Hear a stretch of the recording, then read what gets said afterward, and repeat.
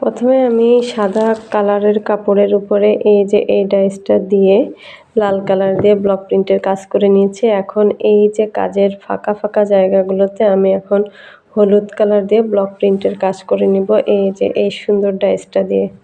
তো আপনারা দেখতে থাকুন। প্রথমে আমি কিন্তু বাটিতে এই যে হলুদ কালারের রঙগুলো নিয়েছি এবং এখানে কাগজের চামচ দিয়ে খুব সুন্দর করে রঙটা ছড়িয়ে নিয়েছি। এখন এই যে এই ডাইসটা আমি ধুয়ে মুছে নিয়েছি। ডাইসটা কাজ করার আগে কিন্তু আমি 10 মিনিট পানিতে ভিজিয়ে রেখেছিলাম।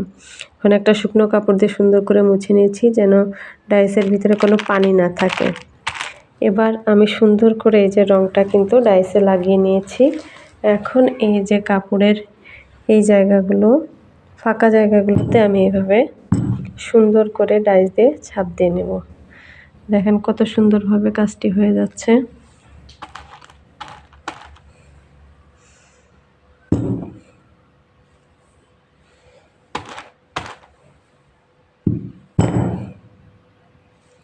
এইভাবে আমি পুরো কাপড়টাতে কিন্তু ব্লক প্রিন্টের কাজ করে নিব। এই যে এবং এই যে ফাঁকা যে জায়গাটা এখানে কিন্তু আমি তুলি দিয়ে লাল কালার দিয়ে কাজ করে নিব।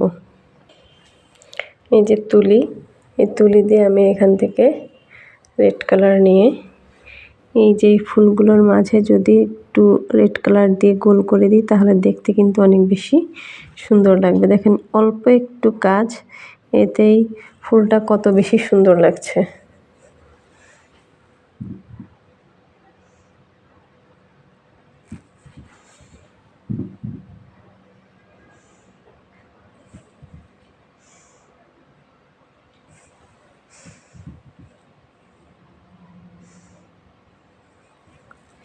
এভাবে আপনারাও চাইলে কিন্তু সাধারণ একটি কাপড়ে ব্লক প্রিন্ট করে অনেক বেশি সুন্দর করে নিতে পারেন।